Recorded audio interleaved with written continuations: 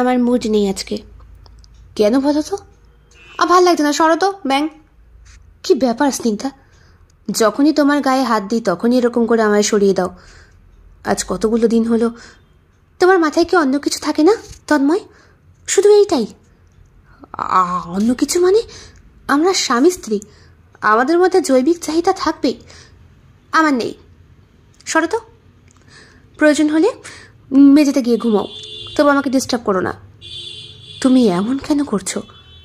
এত দূর ড্রাইভ করে এলাম, তোমাকে একটু ও আমার সঙ্গে সেক্স করার জন্য, শোয়ার জন্য? এসব কি বলছো? কি বাজে কথা বলছো?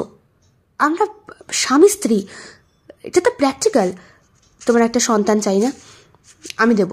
আমার চাই না, এই জন্যই তো তুমি অশান্তি করে এলে। এখন আমার লাগবে না, এখন লাগবে না, তখন লাগবে না, কি বলছো এগুলো? দেখো দেখো স্নিগ্ধা, বলছি তো আমার লাগবে না। তুমি আমাকে ছাড়ো তো, ছাড়ো মিন্ময়। কি বললে? কিছু না। এইমাত্র কি বললে তুমি? কিচ্ছু বলিনি আমি। সরো তুমি, ছাড়ো, ছাড়ো আমাকে।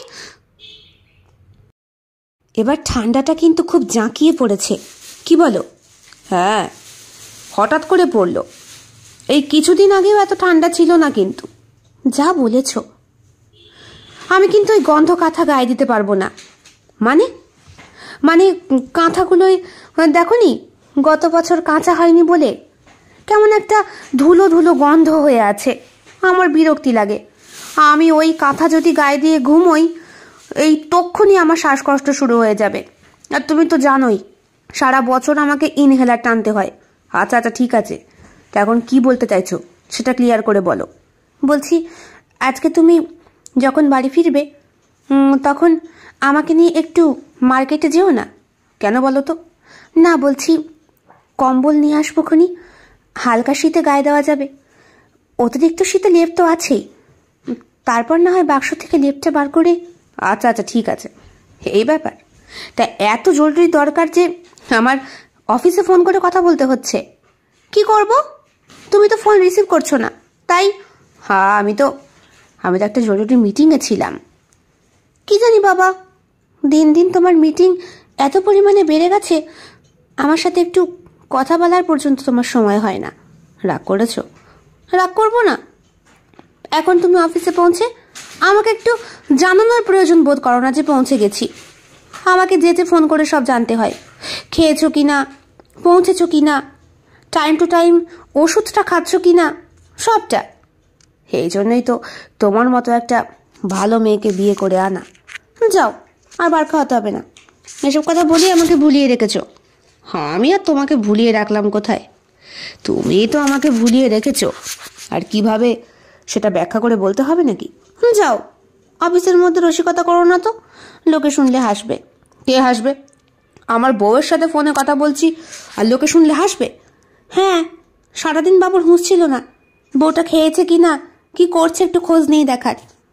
এত বড় বাড়িতে একা একা থাকি, কতদিন বলেছি বাবা মাকে এনে রাখো, তাও তুমি রাজি হও না। এই সারাদিন একা একা আমার সময় কাটে। কতদিন বলেছি আমাদের সুন্দর একটা বাচ্চা হবে, তারপরে। এখনই বাচ্চা কাচ্চার কথা কেন? তাছাড়া আমার ইচ্ছে আছে, আমার বন্ধুর একটা অনাথ আশ্রম আছে, সেইখান থেকে একটা বাচ্চা কাচ্চাকে নিয়ে। কেন, আমাদের নিজের বুঝি হবে না? পৃথিবীতে বহু বাবা মা আছে স্নিগ্ধা, যারা জন্ম দিয়ে ফেলে দিয়ে যায়। তা তুমি আমি যদি এরকম নিষ্ঠুর হই, তাহলে ওই বাচ্চাগুলোকে মানুষ কে করবে বলো? আচ্ছা শোনো, এখন রাখছি, রান্না পড়ে যাচ্ছে। কেন, আজকে তপতে দিয়ে আসেনি? এসছিল, চলে গেছে। আজকে আমি বলেছি মুরগির মাংসটা নিজের হাতে বানাবো, তোমার ইচ্ছে মতো, দই দিয়ে। হো হো, তাহলে আজ রাতে বাড়ি ফিরে দই মাংস খাচ্ছি। আর সঙ্গে কি? সঙ্গে কি খাবে বলো? রুটি না ভাত? আমার তো অন্য কিছু চাই। অন্য কিছু তো আমি জানি না, অতিরিক্ত তেল মশলা খাবার তোমায় দেওয়া যাবে না, খুব ভালো করেই জানো। তা দই চিকেন যখন বানাচ্ছ, সঙ্গে একটু পোলাও টোলাও। ছি, কি কম্বিনেশন, জঘন্য লাগবে খেতে। এর থেকে গরম গরম রুটি করে দেব। ভেবেই যখন রেখেছো, তাহলে রুটিই করো। শোনো, বাড়ি ফেরার পথে ওই ফার্মেসিতে যাব, একটা হজমের ওষুধ আনতে। আর কিছু কি আনবো? আর কিছু বলতে আমার কি মাথা ব্যথা হয়েছে নাকি যে ওষুধ আনবে? আহ, তুমি দিন দিন বড্ড বেরসিক হয়ে যাচ্ছ স্নিগ্ধা। বেরসিক আমি না তুমি? ভারী মান হয়েছে। ঠিক আছে, আজকে বাড়ি এসে জম্পেশ করে একটা চুমু দেবো খনি, তাহলে সব রাগ নিশ্চয়ই চলে যাবে। শুধু কি চুমুতেই রাগ যায় নাকি? শোনো, আমার অত কিছু দরকার নেই। আমাকে তুমি একটু সময় দাও। সময়ের যে বড্ড অভাব গো, ওইটুকু সময় তোমার কাছ থেকে আমি চাই। আচ্ছা আচ্ছা, ঠিক আছে ঠিক আছে, তুমি আবার সাহিত্যিকের আলোচনা শুরু করে দিও না। আমি তোমাকে সময় দিতে পারি না, সেটা তো আমি সবসময় স্বীকার করি। এই রাখছি, বুঝলে, আমার মিটিং হবে একটা। হ্যাঁ হ্যাঁ, ওই মিটিংই করো, আমি আর কি। ফোনটা রেখে দেয় স্নিগ্ধা। তারপর নিজের মনে হুম করে গান গাইতে গাইতে রান্নাঘরের দিকে এগিয়ে যায়। আজ ওদের অ্যানিভার্সারি। সকাল থেকে অনেকবার স্নিগ্ধা ফোন করেছে ওর হাজবেন্ডকে, কিন্তু একবারও হ্যাপি অ্যানিভার্সারি কথাটা নিজের কানে শুনতে পারেনি। আসলে ছেলেটা বোধহয় ভুলেই গেছে, এত কাজের চাপ। বছরখানেক আগে ওদের বিয়ে হয়েছে, বেশ ধুমধাম করেই, পরিবারের সবার সম্মতি নিয়ে। এর আগে প্রায় 7 বছরের প্রেম ছিল। দুইজনই সমবয়সী। প্রথম পরিবার থেকে মানতে একটু অসুবিধে হলেও এরপরে যখন একটা বড় কোম্পানিতে চাকরিটা হলো, তখন সবাই মেনে নিয়েছে। স্নিগ্ধা মেয়ে হিসাবে বরাবরই খুব ভালো। অল্প সময়ের মধ্যেই সবার সাথে একটা হৃদ্যতাপূর্ণ সম্পর্ক গড়ে তুলতে পারে। স্নিগ্ধার এই স্বভাবের জন্যে শাশুড়ি মা একটু বেশিই ভালোবেসে ফেলেছে ওকে। আগে ছেলের কাছে ওনার আসতেই ইচ্ছে করতো না। ছেলেটা বরাবরই কেমন একাচোরা। স্নিগ্ধার 2 দেওর আছে, বয়সে স্নিগ্ধার থেকে প্রায় কাছাকাছি হবে। ওদের সাথে বন্ধুত্বপূর্ণ সম্পর্কটা একটু বেশি গভীর স্নিগ্ধার। তাই দেওররা ফোন করলে সময় ওর যেন স্রোতের মতো কেটে যায়। রিসেন্টলি দেওরেরও চাকরি হয়েছে, সেও বৌদির সাথে আড্ডা দিতে পারে না। আর ছোট দেওর চাকরি পাওয়ার সঙ্গে সঙ্গেই প্রেম করে ফেলেছে, তাই তার সঙ্গে তো কথা বলার ফুরসতি মেলে না। সে তার হবু স্ত্রীকে সময় দেবে না বৌদিকে। মোটামুটির ওপরে স্নিগ্ধা টক ঝাল মিষ্টি নিয়ে বেশ ভালোই রয়েছে। কিন্তু লাস্ট 6-7 মাস হাজবেন্ড তন্ময় ওকে সময় দিতে পারে না। কাজের এতটাই প্রেশার, কথায় কথায় শহর থেকে বাইরে যেতে হয়, আউটডোরে গিয়ে অনেক দিন থেকে আসতে হয়। প্রজেক্টের কাজ, ম্যানেজিং ডাইরেক্টর সাহেব আসছেন বাড়িতে আজকাল, কী সব মিটিং হয় ওদের ঘরের মধ্যে। ভীষণ বিব্রতিপূর্ণ বোধ লাগে ওর, বলতে পারে না। মাসান্তে প্রায় 1.5 থেকে 2 লক্ষ টাকা মাইনের চাকরি করে ও। তাই স্বামীর আর্থিক উপার্জনের দিকে এতটা উন্নতি থাকবার জন্য সবটাকেই কেমন যেন দাঁতে দাঁত বুঝে মেনে নিয়েছে স্নিগ্ধা। আগে যখন তন্ময় অফিস যেত, যাওয়ার আগে স্নিগ্ধাকে বুকের মাঝে জড়িয়ে গুড বাই করে যেত। এখন 7 তাড়াতাড়ি এত তাড়াহুড়ো করে বেরোয় যে মাঝে মাঝে টিফিন বক্সটা নিতে পর্যন্ত ভুলে যায়। আর জড়িয়ে ধরে একটু ভালোবাসার কথা বলা তো দূরস্থ, রাতেও ফেরে অনেক রাত করে, প্রায় 12টা, 12:30। কোনো রাতে তো ফেরেই না। জিজ্ঞেস করলে বলে অমুক বন্ধুর বাড়িতে থেকে এসেছি, মিটিং ছিল। নিজেকে মানিয়ে নিয়েছিল স্নিগ্ধা। কিন্তু কিছুদিন আগে স্নিগ্ধার বড়দি বাড়িতে যখন বেড়াতে এলো, তোর ঘরটা ভীষণ ফাঁকা জানিস তো বোন, একটা বাচ্চা কাচ্চা হলে তোদের ফ্যামিলিটা পূর্ণ হয়। বিয়ে হয়েছে তো বছরখানেক হলো, আর কত ওয়েট করবি? নিজের বয়সটা দেখ, 32-এর কোঠায় হলো, এরপরে তো আর হবে না রে। আমি ওকে বলেছি দিদি, ওকে বলে লাভ নেই, সব ব্যবস্থা তোকেই করতে হবে। মানে শোন, তোকে আমি শিখিয়ে দিয়ে যাচ্ছি। ওকে একটা বাচ্চার গুরুত্ব বোঝাবি। এই যে ও এত টাকা ইনকাম করছে, তোরা এত টাকা জমাচ্ছিস, গোছাচ্ছিস, প্রপার্টি কিনছে, জমি কিনছে, এগুলো কার জন্য? তোরা তো ভোগ অবশ্যই করবি, কিন্তু তোদের পরে তো কেউ ভোগ করবে, তার জন্য গুছিয়ে রাখছিস। প্রত্যেক বাবা মাই তাই করে। তা সেই মানুষটাকে আগে নিয়ে আয়, তবে তো। আমি ওকে এরকম করে অনেকবার বলেছি রে দিদি, ও এখনই রাজি হয় না। বলে আরও কদিন যাক, তারপর আরও কদিন যেতে যেতে যখন বুড়িয়ে যাবি, যখন দেখবি ভগবান আর দিচ্ছে না, তখন দোষারোপ করবি ওই ভগবানকেই। নিজের কপাল নিজে চাবড়াচ্ছিস কিন্তু, বলে দিলাম। বলেছিল দিদি। আর তারপর থেকেই কেমন যেন মিয়ে গেছে স্নিগ্ধা। প্রতি রাতে ইন্টিমেট হবার মুহূর্তে বারবার বলে আজ কোনো প্রোটেকশন না নিয়েই থাক না, কিন্তু ততবারই রেগে ওঠে তন্ময়। ঘেমে নিয়ে একসা হয়ে স্নিগ্ধাকে পাশে সরিয়ে দিয়ে বলে, মুডটাই নষ্ট করে দিলে।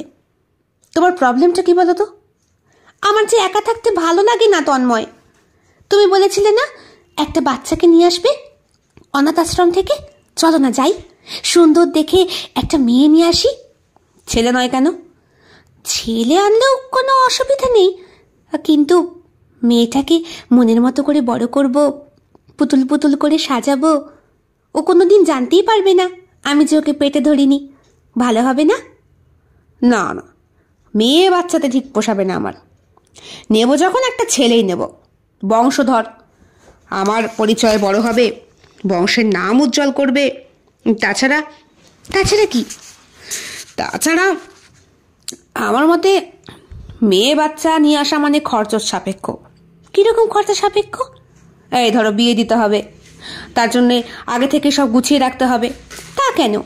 পড়াশোনা শিখিয়ে মনের মতো করে বড় করলেই তো সেও তো চাকরি বাকরি করতে পারে, এমনও তো হতে পারে। হ্যাঁ, ওসব বাদ দাও।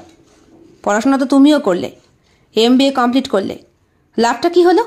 আমি তো চাকরি করতে চেয়েছিলাম তন্ময়, তুমিই তো বললে এত টাকা মাইনে পাই, কে খাবে এত টাকা? তোমার চাকরি করে কি দরকার? তাই তো। হ্যাঁ, এখন সব দোষ আমার, তাই না? নিজের যোগ্যতা নেই, এখন সব দোষ আমার। কি বললে? ঠিকই তো বলেছি। তোমার মার্কশিটের নম্বরটা দেখো আর আমারটা চেক করো, আকাশ পাতাল পার্থক্য।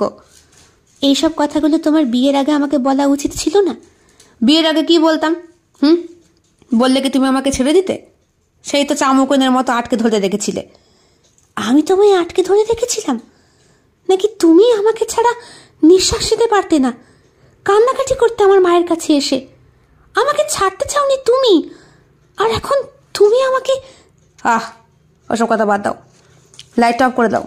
আমার মুড নষ্ট হয়ে গেছে, প্রচণ্ড ঘুম পাচ্ছে, ঘুমোবো। সবটা অসম্পূর্ণ রেখে পাশ ফিরে ঘুমিয়ে পড়েছিল তন্ময়। সেই থেকে স্নিগ্ধার মনটাও বেজায় বিষণ্ণ। Happy anniversary sweetie. কটা বাজে ঘড়িটা লক্ষ্য করেছ? এই বাবা, রাত, সরি, 11:15 বেজে গেছে। বিশ্বাস করো, আমি অফিস থেকে 9টাতেই বেরিয়েছি, এত জ্যাম ছিল। হ্যাঁ, জ্যাম শুধু তোমার গাড়িতেই থাকে, আর কারো গাড়িতে হয় না। এ কি, এ কেক, গিফট, ওয়াচ, এগুলো কে দিয়েছে? বার্থডে দিয়ে গেছে। আর বাদ বাকি তোমার বন্ধু রণবীর পাঠিয়েছে। রণবীর আর ওর ওয়াইফ এসেছিল, তোমাকে খুঁজছিল। আমি বললাম তুমি বেমালুম গুলে ভুলে গিয়েছ, তাই।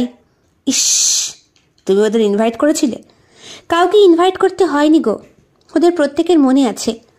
আমাদের প্রথম বছরের বিবাহবার্ষিকী, ওরা ভেবেছিল সারপ্রাইজ দেবে আমরা ইনভাইট না করলেও। কিন্তু তুমি একটু সেজে গুজে ছিলে তো। কি সেজে গুজে থাকবো বলো তো? রাত এখন কটা বাজে? তন্ময় দেখে সোফার ওপরে একটা লালচে রঙের শাড়ি খুলে রাখা, তার সঙ্গে ম্যাচিং গয়না, ব্লাউজ, আর এখন মেয়েটা পরে রয়েছে একটা ফ্যাকাশে সাদা হয়ে যাওয়া নাইটি। বহুদিন ধরে পরে কাঁচাকুচি করে সাদা রংটাও যেন বিবর্ণ বোধ হচ্ছে। কি করবে ঠিক না পেয়ে তন্ময় আচমকা জড়িয়ে ধরতে যায় তার স্ত্রী স্নিগ্ধাকে। স্নিগ্ধা তন্ময়ের বুকের ওপর হাত রেখে বাধা দিয়ে বলে, আগে ফ্রেশ হও, খাবার খাও, না খেয়েছ? আসলে স্নিগ্ধা, আমার থাক, আর বলতে হবে না, বুঝেছি। স্নিগ্ধা নিজের ঘরে চলে গিয়ে দরজাটা দরাম করে বন্ধ করে দেয়।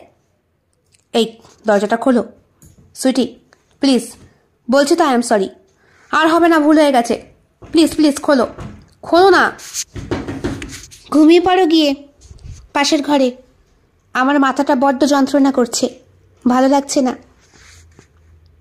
তন্ময় বাথরুমে গিয়ে ফ্রেশ হয়ে ফ্রিজ থেকে ঠান্ডা জলের গ্লাস বার করে, আর তার সাথে সাথে রান্নাঘরের একটা নির্দিষ্ট গোপন স্থানে, যেখানে ওর চির পরিচিত ওই কাঁচের বোতল লুকানো থাকে, বোতলটা বার করে কাঁচের গ্লাসে ঢালতে ঢালতে মনে মনে বলে, সালা, এত সুন্দর একটা হীরের নাকছাপি নিয়ে এলাম, দেওয়াই হলো না, আমি যে কি করে এত ভুলে যাই।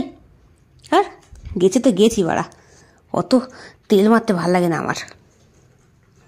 সোফাতেই ঘুমিয়ে পড়ে তন্ময়। পরদিন সকালবেলা ঘুমটা ভাঙার সঙ্গে সঙ্গেই দেখে অনেকক্ষণ আগেই স্নিগ্ধা উঠে পড়েছে, তপতি দিয়ে এসেছে, রান্না বান্না করছে। দাদা বাবু, তোমার চা। তোমাদের দিদি কোথায়? দিদি তো কোন ভোরবেলা ঘুম থেকে উঠে ব্যাগপত্র নিয়ে কোথায় যেন গেল। ব্যাগপত্র নিয়ে গেছে? হ্যাঁ, আমারে বলে গেছে কদিন তোমার রান্নাটা করে দিয়ে যেতে, তা বলি ফ্রিজে যা আছে তাই করে দিয়ে যাচ্ছি। আর রাত্রেবেলা যখন তুমি বাড়ি ফিরবা দাদাবাবু, মনে করে একটু বাজার করে এনো। রোজই তো এই বাজারটা দিদিই করে আর আমি করি, তোমার তো এসবে হুঁশ নেই। আচ্ছা, যা আছে তাই করে দিয়ে যাচ্ছি। আজকে আবার আমার একটু ব্যস্ততা আছে, সিনেমায় যাব ওই পরাণের বাবার লগে। পরাণ তপতির একমাত্র ছেলে, পরাণের বাবা মানে তপতিরই স্বামী। ওরা ঠিক এইরকম দেশীয় টানেই কথাবার্তা বলে। তোমার দিদি গেছে, তোমাকে বলে গেছে? হ্যাঁ, আমারে তো কই গেল, আর তো তখন বেঘরে ঘুমাচ্ছিলেন। দাদা কই কি এবার একটা বাচ্চা কাচ্চা নিয়ে আসেন, ঘরটা বড্ড ফাঁকা ফাঁকা লাগে, আপনাদের মধ্যেও মনোমালিন্য হয়, একটা ছোট্ট শিশু আইলে সব মনোমালিন্য দূর হয়ে যাইবে, সম্পর্ক ঠিক হবে। যেটা বোঝো না সেটা নিয়ে কথা বাড়িও না, যাও নিজের কাজ করো। হাতে ফোনটা নেয় তন্ময়, নাম্বার ডায়াল করে, না, স্নিগ্ধা ফোন রিসিভ করছে না। কলকাতা থেকে বহরমপুর এমন একটা দূরত্ব নয়, হয়তো ট্রেন ধরেই চলে গেছে, গাড়ি নাইনি নিশ্চয়ই। যা ভেবেছিল তাই। ড্রাইভার রতন নাক ডেকে ঘুমোচ্ছে। এই, তোর বৌদিকে দেখেছিস? না তো ছাড়, না তো ছাড়, নাকে সর্ষের তেল ঢুকিয়ে ঘুমা শালা। এই, আজকে আমি অফিস যাব না। কই যাবেন তাহলে? আজকে আমি এক জায়গায় যাব। আর শোন, তুই আজকে ছুটি নে, বাড়ি যা, আমি নিজে আজকে ড্রাইভ করব। আমার কোনো অন্যায় হইল নাকি? আরে বাবা, কথায় কথায় চোখে জল আসে কেন বলতো? তুই কি মেয়ে মানুষ? হ্যাঁ, মায়া মানুষের কি কথায় কথায় চোখে জল আসে স্যার? হ্যাঁ আসে তোর বৌদির। আমার মনটা কিন্তু আজকে ভালো নেই, আমার সামনে দাঁড়িয়ে থাকিস না বেশিক্ষণ, কান চাপাটি খেয়ে যাবি একটা। চল চল চল। আচ্ছা আচ্ছা, আমি যাইতেছি এক্ষুনি। রাগের মাথায় নিজে যে কি সব বলে ফেলছে তন্ময় নিজেই বুঝতে পারে না। দাদাবাবু, একটা কথা বলবো। তুই যাসনি এখনো? যাইতেছি। বলছি, আপনি কিন্তু খালি গায়েই অ্যাপার্টমেন্ট থেকে নাইমাইছেন, একটু হুঁশ রাখেন, শুধু কিন্তু জাঙ্গিয়া পড়া। বলেই দৌড় দেয় রতন। সত্যিই তো, তন্ময় রাগের মাথায় খালি গায়েই চলে এসেছে। মাথা গরম হয়ে গেলে ওর যে কি হয়। প্রেম করার সময় স্নিগ্ধার সাথে বহুবার এই অতিরিক্ত মাথা গরমের জন্যে প্রচুর ঝগড়া হয়েছে। মেয়েটা প্রতি পদে পদে ওকে বলেছে, আমি তোমাকে ছেড়ে দেব, তোমার এত মাথা গরম, আমি তোমার সঙ্গে থাকতে পারবো না। ততবারই তন্ময় স্নিগ্ধার মায়ের কাছে গিয়ে কুমিরের কান্না কেঁদেছে, আর সেই কান্নায় ভুলে গিয়ে এত বছরের প্রেমের জীবনের পর বৈবাহিক সম্পর্কে আবদ্ধ। সম্পর্কটা নষ্ট হওয়ার পিছনে তন্ময়ের কি কোনো ভূমিকা নেই? দিনটা কোনো রকমে কাটায় তন্ময়। অফিসে আজ মন বসে না। কি ব্যাপার স্যার, আজ আপনার মনটা কোথায়? প্লিজ শুভদা, আপনি এখন যান তো। যাবো কেন?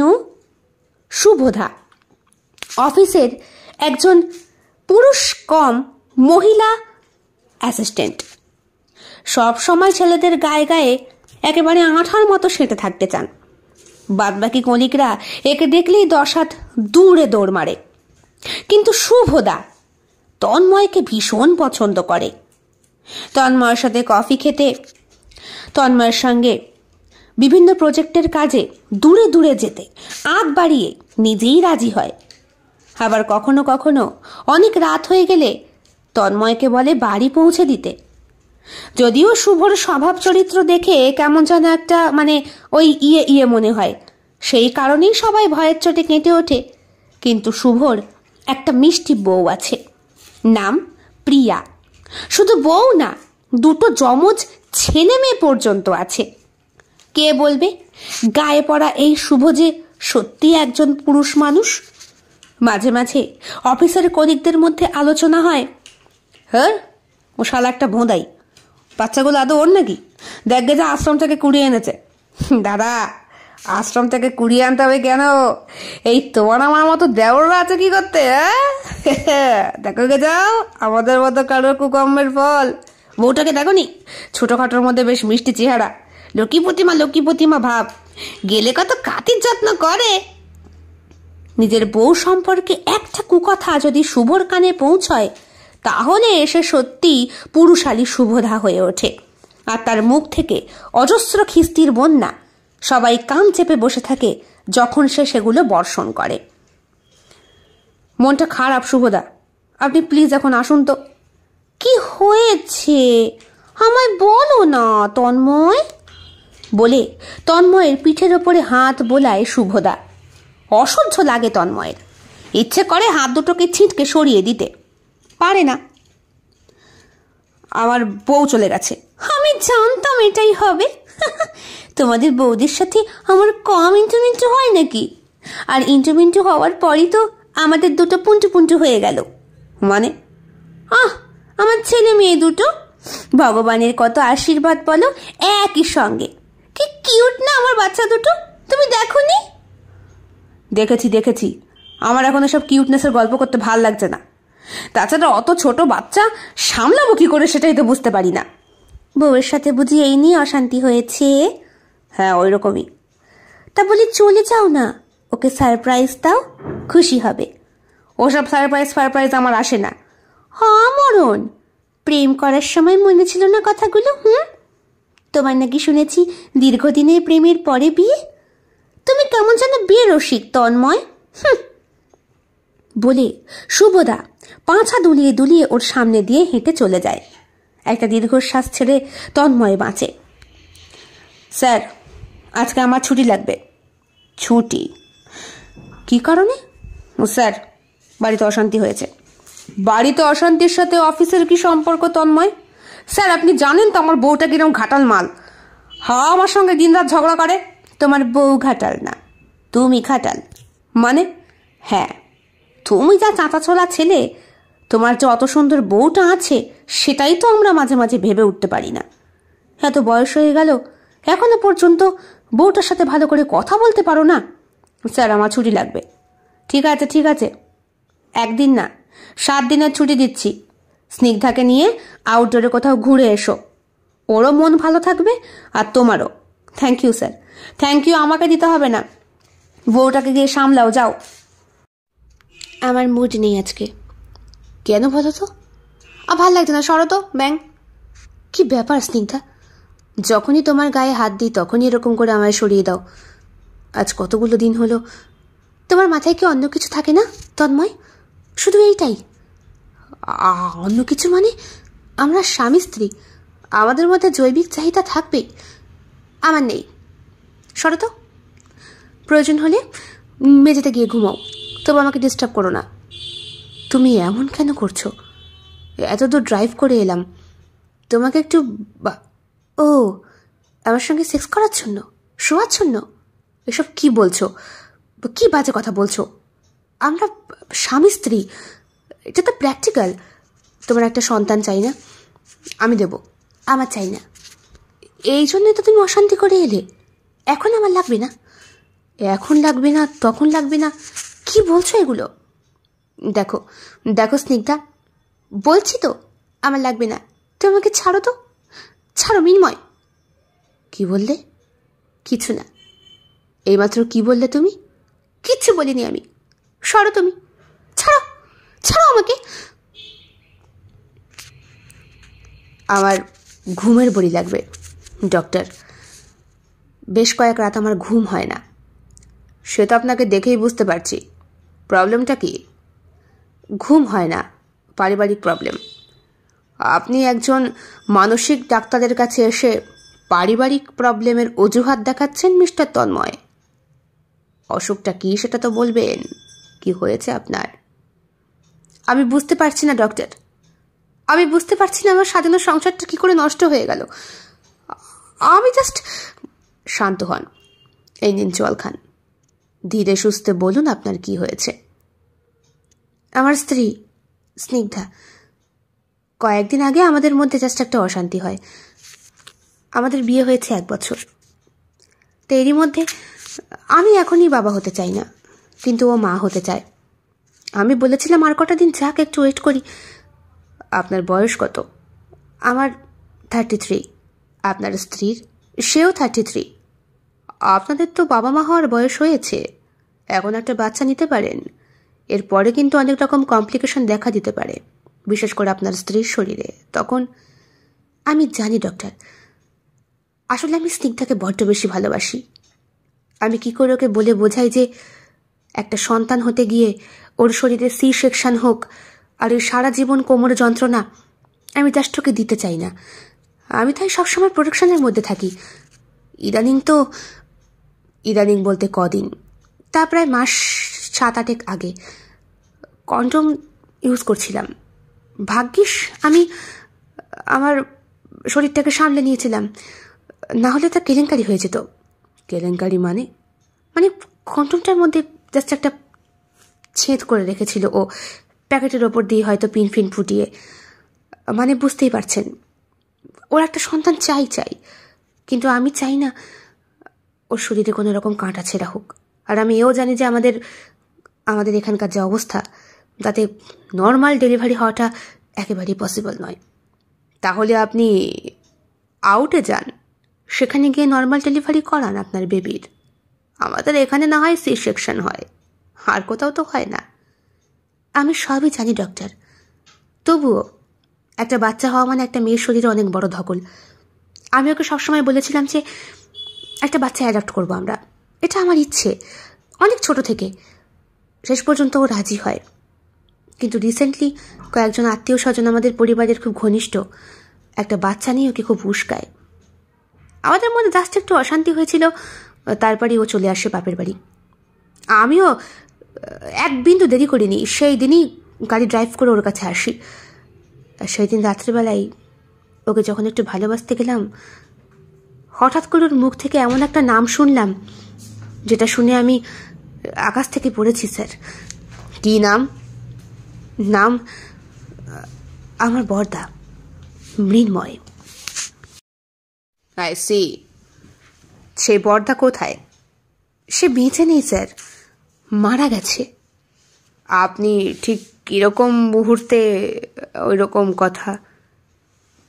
আমাকে দেখে আমার শাশুড়ি মা আর শ্বশুরমশাই খুব খুশি হলেন। আমাকে অনেক ছোট বয়স থেকে ওনারা চেনেন। আমি ওনাদের মেয়ের রাগ ভাঙানোর জন্যে কলকাতা থেকে চলে এসেছি বহরমপুর। একটু তো খুশি হবেনি। মেয়েকে বোঝালেন। রাত্রেবেলা খাওয়া দাওয়ার পরে যখন আমরা বেডরুমে যাই, তখনই হঠাৎ করে স্নিগ্ধার মুখে মৃন্ময়ের নামটা শুনে আমি বেশ অবাক হয়ে গিয়েছিলাম স্যার। তারপর ও আমাকে বেডরুমে রেখে অন্য একটা রুমে চলে গেল, গেস্ট রুমে। তারপর থেকেই আমাকে পাত্তা দেয় না, আমাকে এড়িয়ে চলে। আমি জাস্ট একটু হাত ধরতে গেলেও 10 হাত ছিটকে সরে যায়। আপনার দাদা এখন কোথায়? একটা অ্যাক্সিডেন্টে মারা গেছে। আমরা 2 ভাই একসঙ্গে ছিলাম, একই গাড়িতে। অনেক রাতে পার্টি করে ফিরছিলাম, হঠাৎ গাড়িটা অ্যাক্সিডেন্ট হওয়ায়। গাড়িটা দাদা ড্রাইভ করছিল, দাদাকে একেবারে পিষে আমি কিভাবে যে বেঁচে গিয়েছিলাম জানি না। ও, আপনাদের বাড়িতে কি ভূত প্রেতে কেউ বিশ্বাস করে? না স্যার, না স্যার, সবাই সবাই শিক্ষিত এবং আধুনিক, এরকম কুসংস্কারে কেউ বিশ্বাসী নয়। এত বছর পরে হঠাৎ করে স্নিগ্ধার মুখে নামটা শুনে আমি খুব ভয় পেয়ে গেছি স্যার। এতে ভয়ের কিচ্ছু নেই মিস্টার তন্ময়, জাস্ট একটা সামান্য ব্যাপার। আপনি তো সম্পূর্ণ সুস্থ মানুষ, আপনার তো ওষুধের প্রয়োজন নেই। আপনার স্ত্রী একটু মানসিক অবসাদে ভুগছেন, ওনাকে নিয়ে আসুন, ওনার সঙ্গে কনসাল্ট করি, তারপর না হয় ওষুধপত্রের কথা ভেবে দেখব। আপনি বলছেন স্যার? ও ঠিক আছে, আপনাকে রেগুলার জাস্ট ঘুম হওয়ার জন্য কটা ওষুধ লিখে দিচ্ছি, যেহেতু আপনি ঘুমোতে পারছেন না। ঘুম না এলেই কিন্তু খাবেন। প্রয়োজন হলে দিন 7 চালিয়ে যান, তারপরে বন্ধ দেবেন, কেমন? আচ্ছা স্যার, ঠিক আছে। ডাক্তারবাবু, বিশ্বাস করুন, আমি মৃন্ময়ের নামটা নিতে চাইনি, হঠাৎ করে বেরিয়ে গেছে। আপনি মৃন্ময়কে চিনতেন কতদিন মিস স্নিগ্ধা? দাদাভাইকে আমি চিনতাম অনেক দিন, আমার সঙ্গে ওর তখন পরিচয় হয়েছে। দাদাভাই ওর মতোই দেখতে ছিল, সবাই বলতো ওরা নাকি জমজ, কিন্তু মা বলেছিলেন ওদের মধ্যে নাকি 2 বছরের ডিস্টেন্স আছে, কিন্তু দেখলে বিশ্বাস করার মতো ছিল না। সেই দিন আমার সঙ্গে ওর খুব অশান্তি হয়েছিল, ওরা পার্টি করতে গিয়েছিল বলে, আমাকে নেয়নি বলে। তারপরই শুনি দাদাভাই অ্যাক্সিডেন্টে মারা গেছে। আমার খুব দুঃখ হয়েছিল। আপনি কি কোনো সময় মৃন্ময় সম্পর্কে কিছু ভেবেছিলেন বা এমন কিছু? না না না, আমি ওর সম্পর্কে কখনো ভাবি না। আমি জানি দাদাভাই যেখানে আছে ভালোই আছে। তাছাড়া কি? তাছাড়া রমা বৌদিও তো একা একাই সারাটা জীবন। রমা বৌদি? হ্যাঁ, দাদাভাই বিবাহিত ছিলেন। রমা বৌদি অ্যাব্রড থাকেন বাবা মায়ের কাছে, জাতিতে খ্রিশ্চান। মা বাবা প্রথমে না মেনে নিলেও রমা বৌদির ভালো ব্যবহার, স্বভাব সব কিছুতে শেষ পর্যন্ত মানিয়ে নিয়েছিলেন। আচ্ছা আচ্ছা আচ্ছা, তা সেই রমা বৌদি কি? না না, রমা বৌদি অ্যাব্রডে আছে, এই মাস কতক আগেও ফোনে কথা হয়েছে। তাদের কোনো বাচ্চা কাচ্চা? না না, বাচ্চা কাচ্চা সেরকম কিছু নেই।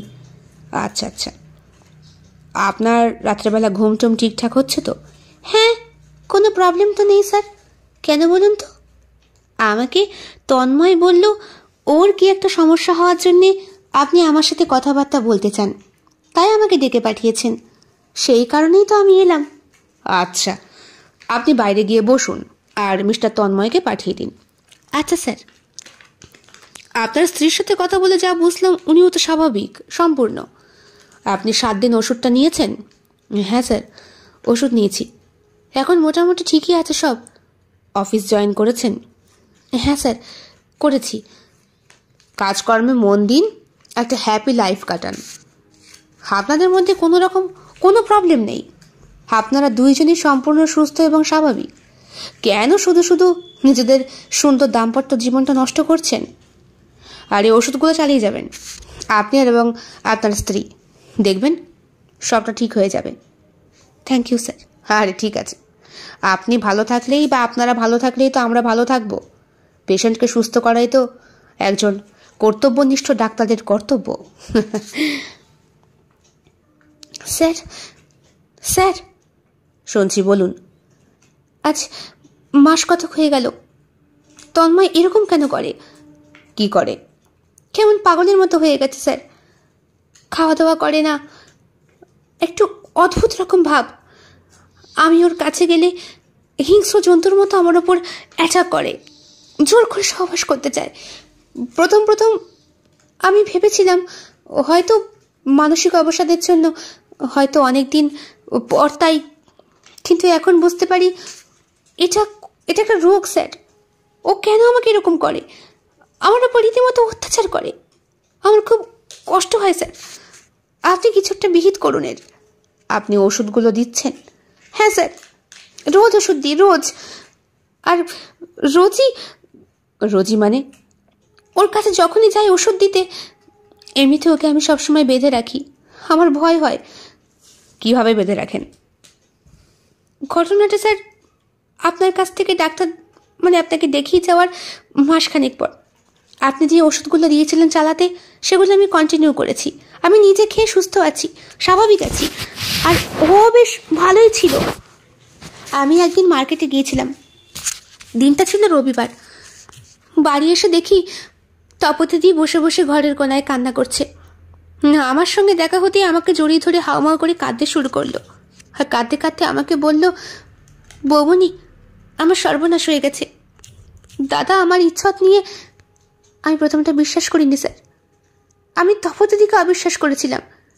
কিন্তু পরে আমাদের গাড়ির ড্রাইভার রতন আমাকে যেটা বলল, তাতে আমি স্তম্ভিত হয়ে গেলাম। কি বলেছে সে?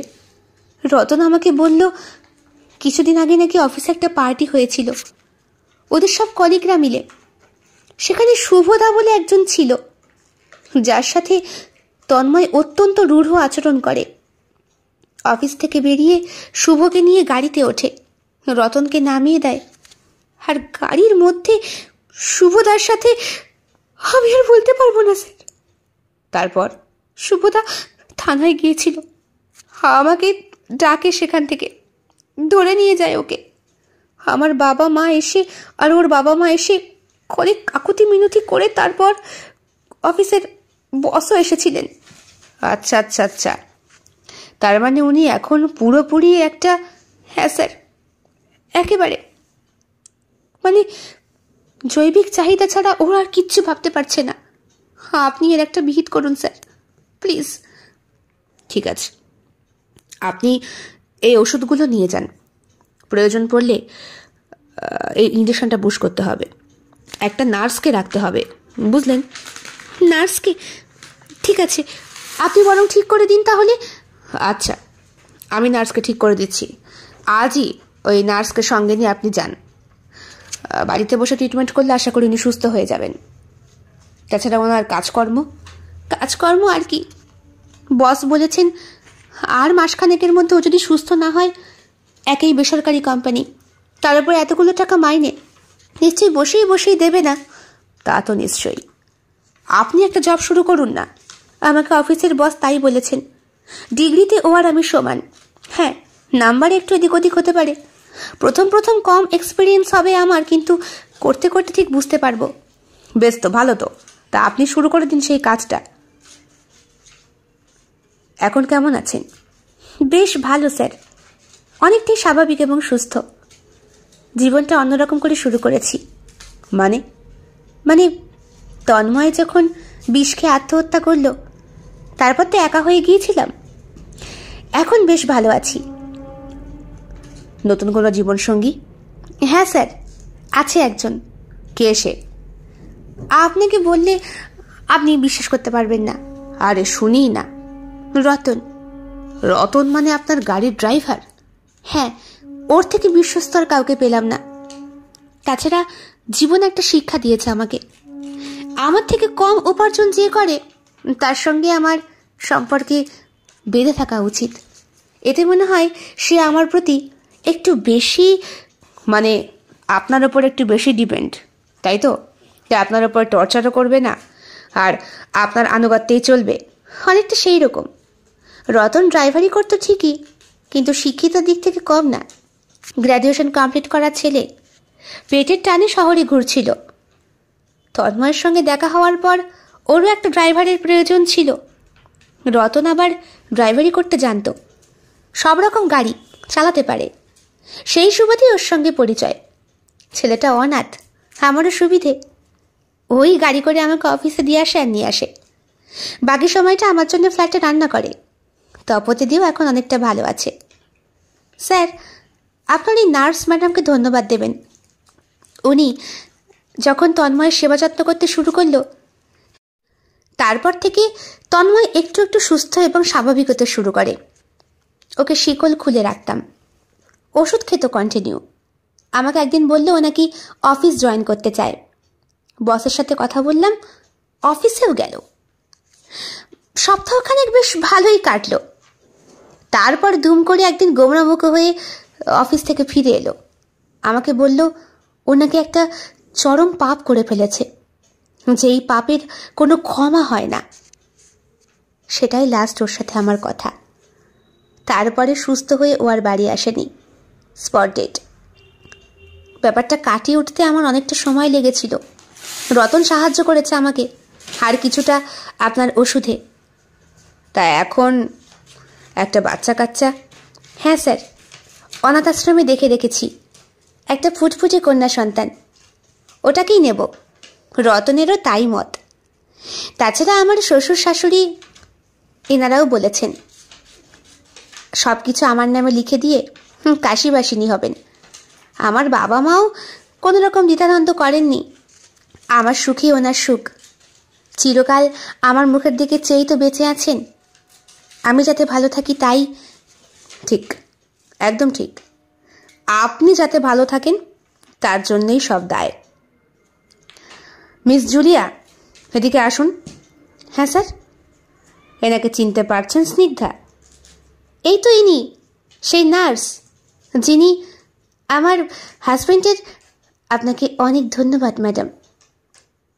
আচ্ছা মিস স্নিগ্ধা, আপনার সেই বরদা মৃন্ময়ের স্ত্রীকে আপনি কোনোদিন দেখেছিলেন? মৃন্ময়ের স্ত্রীকে? না, আমি সামনাসামনি কোনোদিন দেখিনি। ফোনে কথা হয়েছিল। ওর সাথে কথা হয় না কদিন, অনেক দিন। আসলে দাদার মৃত্যুর পর আর কোনো রকম। মৃন্ময়ের অ্যাক্সিডেন্টটা কিভাবে হয়েছিল আপনার কোনো আইডিয়া আছে? না তো। আপনাকে ছোট্ট একটা গল্প বলি মিস স্নিগ্ধা, প্রথম থেকে শেষ পর্যন্ত ভালো করে শুনবেন কিন্তু, কেমন? ঘটনাটা বছর 5 আগের। আপনি তখন তন্ময়ের সঙ্গে সম্পর্কে জড়িয়ে পড়েছেন। মৃন্ময় বিদেশ থেকে এসে ওর ভাই তন্ময়কে জানায় সে একটা মেয়ের প্রেমে পড়েছে এবং মেয়েটি খ্রিস্টান, অ্যাব্রড থাকে। ওর সঙ্গে দেখা করার জন্যে 5 তারা হোটেলে আসছে। প্রথম ডেট। তাই প্রথম ডেটে কি হয় আপনিও প্রেম করেছেন, নিশ্চয়ই জানেন। তন্ময় ওর হবু বৌদির ছবি দাদার মোবাইলে দেখে রীতিমতো পাগল হয়ে গেল। কারণ রমার চোখ দুটো ছিল ঠিক মিস ইউনিভার্সের মতো নীল। ওই নীল চোখের মণি, মাথার কোঁকড়ানো চুল, ফর্সা টকটকে গায়ের রং, পাতলা গোলাপি ঠোঁট দুটো। তন্ময় সর্বদা আপনাকে ভালোবাসলে কি হবে, অন্য মহিলার প্রতি আকৃষ্ট ছিল। মৃন্ময়ের সঙ্গে একটা ছোট্ট গেম খেললো ও, অনেকটা দাবা খেলার মতো। খেলায় জিততে পারলে, মানে টসে, তাহলে সবার আগে দানটা মারবে তন্ময় নিজে। কি বলছেন? ঠিক বলছি। সেই দিন 5 তারা হোটেলে, যেহেতু 2 ভাই একই রকম দেখতে, মৃন্ময়ের জায়গায় তন্ময় গিয়েছিল ওর হবু বৌদির সঙ্গে রাত কাটাতে। বিষয়টা যখন রমা বুঝতে পেরে গেল, তখন খুব চিৎকার চেঁচামেচি করল। রমার ইজ্জত নষ্ট করার জন্য রমা পুলিশে কেস করতে গেল। তখন মৃন্ময়ের মুখের দিকে চেয়ে সবটা হজম করে নিয়েছিল রমা।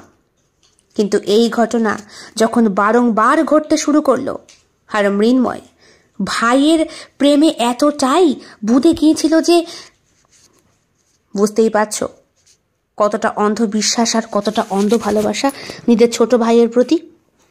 আমাদের সালা একসঙ্গে 2 ভাই থাকলে জানি ভাইয়ে ভাইয়ে কেলাকেলি বাঁধবেই, কিন্তু এখানে সম্পূর্ণ উল্টো। আসলে তন্ময়ের সব দিক থেকেই ওর ভাইয়ের থেকে অনেকটা বেশি স্মার্ট, যতই ওর ভাই বিদেশ থেকে আসুক না কেন। বুদ্ধিদীপ্ততার দিক থেকে আর কথার প্যাঁচে এমনভাবে তন্ময় মানুষকে পেঁচিয়ে ফেলতো যে চট করে সেখান থেকে বেরিয়ে আসাটা ছিল প্রচণ্ড মুশকিলের একটা ব্যাপার। তারপর গাড়িতে অ্যাক্সিডেন্ট হওয়ার ব্যাপারটাও সম্পূর্ণ সাজানো একটা ব্যাপার। ভিডিও কলে কথা বলতে বলতে আচমকা অ্যাক্সিডেন্টটা হয়। আর সেই সময় রমা ভালোভাবেই বুঝতে পেরেছিল গাড়ির ব্রেকটাকে হঠাৎ করে মৃন্ময়ের হাত থেকে সরিয়ে দিয়ে তন্ময় কিভাবে যেন ঘুরিয়ে দিল, আর সিট বেল্টটা খুলে সিটের বাইরে ধাক্কা দিয়ে বেরিয়ে গাড়িটা পিষে গেল একটা 4 চাকা লরির তলায়। সামনে একটা লরির চাকা উঠে গিয়ে মৃন্ময় দেহটাকে থেঁতলে দিয়েছিল। দুর্ভাগ্যবশত অনস্ক্রিন সবটা দেখতে পেয়েছিল বেচারি।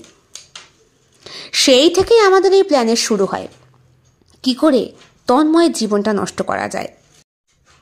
তোমার ওপরে কোনো রাগই ছিল না রমার, তাই তোমাকেও চেয়েছিল সুস্থ স্বাভাবিক একটা জীবন উপহার দিতে। একটা চরিত্রহীন পুরুষের স্ত্রী হয়ে তুমি কেন বেঁচে থাকবে? তুমি একটা শিক্ষিতা মেয়ে, তোমার কোনো কিছুর অভাব নেই, রূপ আছে, যৌবন আছে, বাবা মার অর্থবল আছে, তুমি একমাত্র সন্তান, তার উপরে শ্বশুর শাশুড়ি তোমাকে এতটা পছন্দ করে। ততদিনে অলরেডি রমার গর্ভে চলে এসেছিল তন্ময়ের বাচ্চা। এরপরে ধীরে ধীরে তোমাদের সম্পর্কটা গড়ায়, আর ওইদিকে অনাথ আশ্রমে তন্ময়ের মেয়েটা বড় হতে শুরু করে। রমা একদিন ফোন করে ওকে জানায় সব ব্যাপারটা। তখন তন্ময় রীতিমতো রেগে আগুন হয়ে ওঠে। অফিসের কনফারেন্সের মিটিংয়ের নাম করে ও চলে যায় সেই সুদূর বিদেশে। সেখানে গিয়ে রমাকে শাসিয়ে আসে এই সন্তানের ভার ও নিতে পারবে না, কারণ সন্তানও কোনো দিন চায় না। সন্তান মানে একটা আবর্জনা ওর কাছে। রাত জাগা, নিজের শরীরটাকে নষ্ট করা। ওর সাথে কথা বলে আমি সেটুকু বুঝতে পেরেছি। সিজার হবে অথবা নর্মাল হবে, যাই হবে, একটা মেয়ে সবসময় মা হতেই চায়। খুব কম আছে যারা মা না হতে চায়। অনেকেই আছে আশ্রমের বাচ্চাদের পছন্দ করে, তাই বলে এতটা হিংস্রতা একটা সন্তানের প্রতি? বিষয়টা তো আমি প্রথম থেকেই জানতাম, কারণ সবটাই আমার প্ল্যান মাফিকই ছিল। আমি রমার বাবা। আমি কিচ্ছু বুঝতে পারছি না। সবটা একটা প্রতিহিংসার ব্যাপার স্নিগ্ধা। তোমাকে যাতে বলির বকরা না হতে হয়, তাই তোমার জীবনটাকে সুস্থ করার দায়িত্বটাও ছিল রমার নিজের হাতে। অফিসের বসকে বলে তোমার চাকরিটা করিয়ে দেওয়া। আর রতন, সেও তো আমাদের তুরুপের একটা তাস। মানে তুমি এখনো বোঝনি? তোমার সামনে যে মেয়েটি দাঁড়িয়ে রয়েছে সে আর কেউ নয়, তন্ময়ের শিকার, এই যে রমা। আমাকে ক্ষমা করে দাও বোন। আমার প্রতিহিংসার আগুনে তোমাকে জ্বলে পুড়ে শেষ যাতে না হতে হয়, তাই এই শেষ চেষ্টাটুকু করেছি। আশ্রম থেকে যেই বাচ্চা মেয়েটাকে তুমি আনতে চলেছ সে আর কেউ নয়, তোমারই সন্তান, তোমার স্বামীরই ঔরসজাত। কুমারী মা হিসাবে আমি ওকে হয়তো সমাজে প্রতিষ্ঠিত করতে পারবো না। আমার এই রমা নামটা মৃন্ময়েরই দেওয়া ছিল। ওর জন্যই বাংলা ভাষা সম্পূর্ণভাবে শিখতে পেরেছিলাম। বিদেশে আমার বাবা মা আমার জন্য অপেক্ষা করছে। সেখানে তারা আমার জন্য অন্য একটা জগৎ সৃষ্টি করে ফেলেছে। এখানে দুদিনের জন্য আসা আমার মেয়েটাকে একটা ভালো মা পাইয়ে দেওয়ার জন্য। তুমি তো আমার মতোই জ্বলে পুড়ে খাঁটি সোনায় পরিণত হয়েছ স্নিগ্ধা। আমি জানি মেয়েটাকে সঠিক শিক্ষা দিয়ে তুমি বড় করতে পারবে। ও যে তন্ময়ের ঔরসজাত, সেটা যেন ওর চরিত্রের মধ্যে কোনো রকম দাগ কাটতে না পারে। তোমার ওপরে আমার কোনো রকম রাগ ছিল না, তাই বাবার সাথে প্ল্যান করে তন্ময়কে যাতে পৃথিবী থেকে সরিয়ে দেওয়া যায়, তাই ওকে সবসময় নেশার ওষুধ দিতাম, ইঞ্জেকশন দিতাম। ধীরে ধীরে ওর মস্তিষ্কে সেটা কাজ করতে শুরু করেছিল। একদিন অফিস থেকে ফিরে ও যখন বুঝতে পারলো নার্সের বেশে আর কেউ নয়, আমি, তখন নিজেকে শেষ করে দেওয়া ছাড়া ওর কাছে আর কোনো উপায় ছিল না। তোমার কাছে মুখ দেখাতে পারবে না, নিজের বাবা মার কাছে মুখ দেখাতে পারবে না, তারপরে মৃন্ময়ের মৃত্যুর জন্য ও নিজে দায়ী। সবটাতে ওর ফাঁসি তো হবেই, তাই নিজেই নিজেকে শেষ করে দিল তন্ময়। আমায় ক্ষমা করে দিও বোন।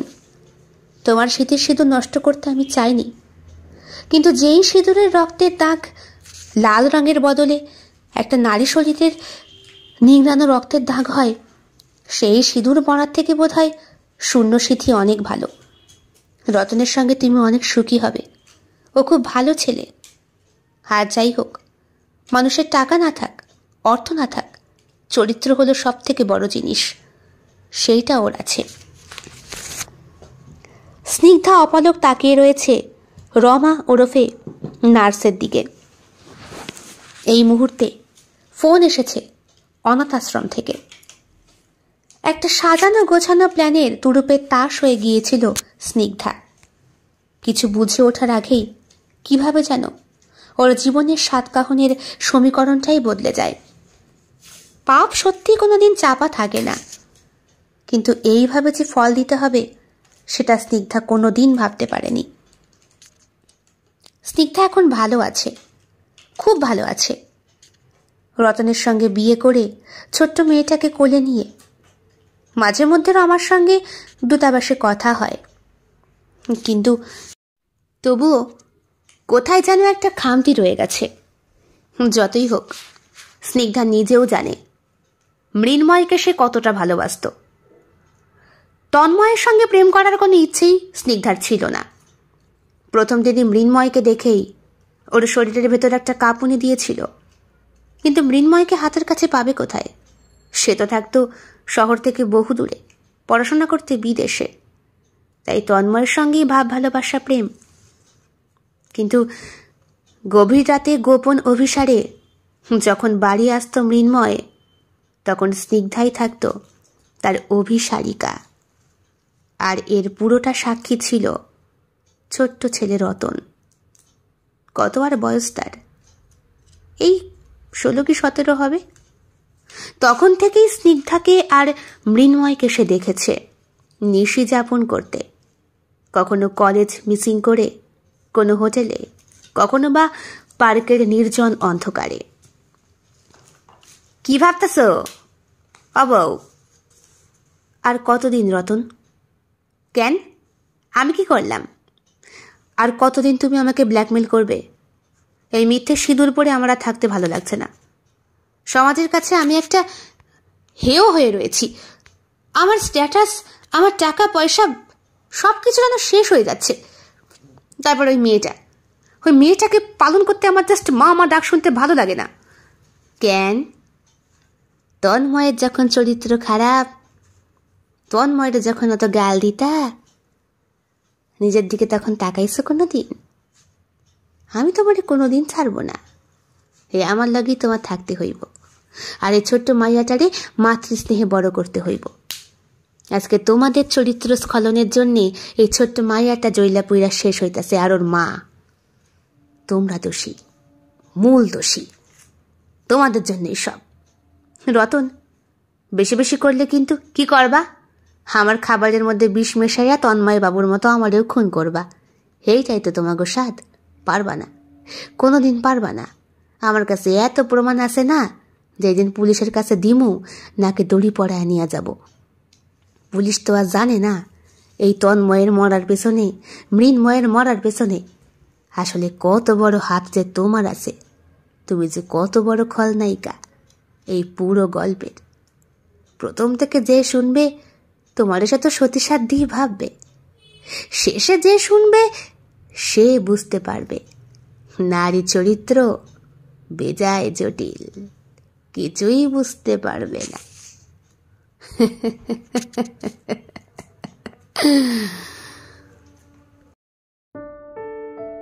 আপনারা এতক্ষণ শুনছিলেন গল্প নারী চরিত্র। গল্পটি পাঠে, লেখনীতে আমি বৈশাখী বিশ্বাস দেবনাথ। কেমন লেগেছে আজকের সম্পূর্ণ গল্পটি অবশ্যই কমেন্ট করে জানাতে একদম ভুলবেন না। ভালো লেগে থাকলে লাইক করবেন, শেয়ার করবেন, আর আপনাদের প্রিয় চ্যানেল শিল্প সাহিত্য বাই বৈশাখী সাবস্ক্রাইব করে বেল বাটন প্রেস করে পাশে থাকবেন। দেখা হবে খুব শিগগিরই অন্য আরো একটি ভিন্ন স্বাদের গল্পের সঙ্গে। আজ এই পর্যন্তই। সবাই খুব ভালো থাকবেন। নমস্কার।